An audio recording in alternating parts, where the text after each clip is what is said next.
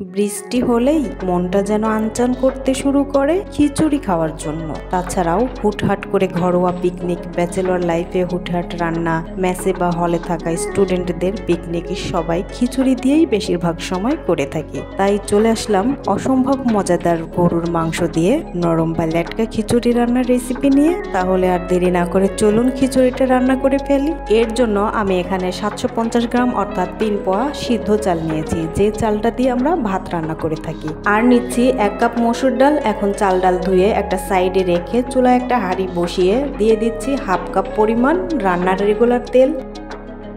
এর মধ্যে দিয়ে দিচ্ছি 2টা তেজপাতা, 3 টুকরো দারচিনি, 2টা এলাচ আর 6 থেকে 7টা লবঙ্গ। এখন মশলাগুলো একটু নেড়েচেড়ে ভেজে নিচ্ছি মশলা থেকে স্মেলটা বের হওয়া পর্যন্ত। ভেজে নেওয়া হয়ে গেলে এর মধ্যে দিয়ে দিচ্ছি 1 কাপ পেঁয়াজ কুচি। এই পেঁয়াজগুলো ভেজে নিব জাস্ট সফট হওয়া পর্যন্ত। এটা একদম লালচে করব না, সফট হয়ে গেলেই এর মধ্যে দিয়ে দিব 1 টেবিল চামচ পরিমাণ আদা বাটা, 1 টেবিল চামচ পরিমাণ রসুন বাটা, 1 টেবিল চামচ পরিমাণ জিরা বাটা, 1 টেবিল চামচ পরিমাণ গরম মশলা বাটা আর 1.5 টেবিল চামচ পরিমাণ রসুন থেতো করে নেওয়া। এই সবগুলো মশলাই দিয়ে দিলাম। দিয়ে দিচ্ছি হাফ টেবিল চামচ হলুদ গুঁড়া, 1 টেবিল চামচের মতো মরিচের গুঁড়া, ঝালটা আপনি আপনার পছন্দ মতো দিয়ে নেবেন। আর দিচ্ছি 1 চা চামচ ধনিয়া গুঁড়া, স্বাদ মতো লবণ, আর দিচ্ছি কেটে নেওয়া কিছু কাঁচামরিচ।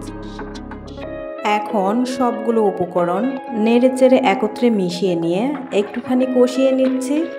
যতক্ষণ পর্যন্ত হাঁড়ির তলানিতে লেগে না যাবে ততক্ষণ পর্যন্ত আমরা শুধুমাত্র তেলেই এভাবে করে কষিয়ে নিব। কষানোর এই পর্যায়ে দিয়ে দিচ্ছি সামান্য একটু পানি। এখন সবগুলো মশলা নেড়েচেড়ে একত্রে মিশিয়ে নিয়ে মশলাটা খুব ভালোভাবে কষিয়ে নিব মশলার উপরে তেলটা উঠে আসা পর্যন্ত। মশলা যত ভালোভাবে কষানো হবে খিচুড়িটা তত বেশি টেস্টি হবে। তাই একটু সময় নিয়ে মশলাটা খুব ভালোভাবে কষিয়ে নিতে হবে। মশলার উপরে যখন তেলটা এরকম উঠে আসবে তখন বুঝে নেবেন আপনার মশলাটা কষানো হয়ে গেছে। ওই পর্যায়ে দিয়ে দিচ্ছি হাফ কেজির মতো গরুর মাংস। মাংসগুলো আমি ছোট ছোট টুকরো করে কেটে নিয়েছি। এখানে আমি চর্বিযুক্ত মাংসগুলো নিয়েছি।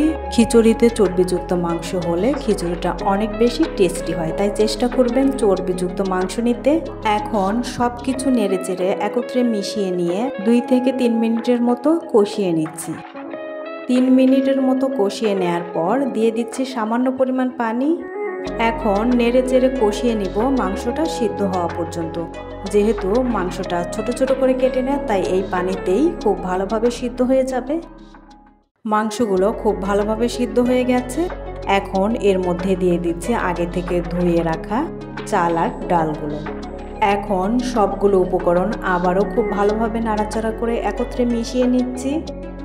মিশিয়ে নেওয়া হয়ে গেলে এরকম অনবরত সব কিছুকে নেড়েচেড়ে আবারও 4 থেকে 5 মিনিটের মতো খুব ভালোভাবে ভেজে নিতে হবে। ভেজে নেওয়া হয়ে গেছে। এখন দিয়ে দিচ্ছি 4 লিটার পানি। পানির পরিমাপটা বলছি, হাফ কেজি সিদ্ধ চালের জন্য পানি দিতে হবে 1.5 লিটার ঝরঝরে করতে চাইলে, আর এরকম নরম বা লেটকা করতে চাইলে এই 1.5 লিটারেরও ডাবল দিতে হবে, অর্থাৎ 3 লিটার পানি দিতে হবে। এই পরিমাপ অনুযায়ী 3 পোয়া চালের জন্য 4 লিটার পানি দিতে হবে, তাই আমি 4 লিটার পানি দিয়ে দিলাম। যদি চালটা সিদ্ধ হতে একটু বেশি সময় লাগে সেক্ষেত্রে আরও একটু পানি বাড়িয়ে দিতে হবে। এখানে আপনি খিচুড়িটা কতটা নরম রাখবেন সে অনুযায়ী পানিটা দিয়ে নেবেন। এখন ঢাকনা দিয়ে ঢেকে চুলার আঁচ হাই হিটে রেখে 10 মিনিটের মতো রান্না করে নিব। 10 মিনিট পর ঢাকনাটা খুলে নিলাম। এখন সবকিছু নেড়েচেড়ে একত্রে মিশিয়ে নিচ্ছি। যখন এরকম চালটা ফুটতে থাকবে ওই পর্যায়ে চুলার আঁচ এরকম লোতে করে ঢাকনা দিয়ে ঢেকে প্রায় 40 থেকে 50 মিনিটের মতো রান্না করে নিব। প্রায় 50 মিনিট পর ঢাকনাটা খুলে নিচ্ছি। আর এরই মধ্যে চালগুলো খুব সুন্দরভাবে ফুটে গেছে। একটু নাড়াচাড়া করে নিয়ে সব কিছু আবারও একত্রে মিশিয়ে নিচ্ছি। যখন খিচুড়িতে এরকম পানিটা মাখো মাখো থাকবে ওই পর্যায়ে 1 টেবিল চামচ ঘি অথবা সরিষার তেল দিলে খিচুড়িতে খুব সুন্দর একটা ফ্লেভার পাওয়া যাবে আর খিচুড়ির টেস্টটাও অনেক গুণে বেড়ে যায়। তেল বা ঘি দেওয়ার পর একটা ডাল ঘুটনি দিয়ে এভাবে করে একটুখানি ঘুটে নেব, এতে করে চালটাও আধো ভাঙা হবে আর সব কিছু খুব সুন্দরভাবে মিশে যাবে। সব কিছু খুব সুন্দরভাবে মিশে গেছে আর খিচুড়িটাও অনেক বেশি আঠালো আঠালো বা স্টিকি হয়ে গেছে, যার ফলে খিচুড়িটা অনেক বেশি টেস্টি হয়েছে।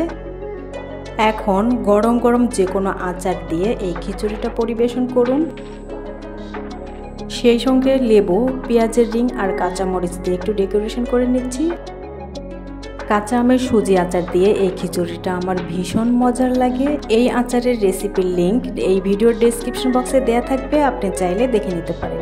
আশা করছি এমন মজার মজার রেসিপি পেতে চ্যানেলটি সাবস্ক্রাইব করে পাশে থাকা বেল বাটনটি অন করে অল বাটনটি প্রেস করে দিয়ে পাশেই থাকবেন। আর ফেসবুক পেজ থেকে দেখে থাকলে পেজটি ফলো করে পাশে থাকার অনুরোধ রইল। সবাইকে ধন্যবাদ জানিয়ে আজ এখানেই বিদায় নিচ্ছি। আল্লাহ হাফেজ।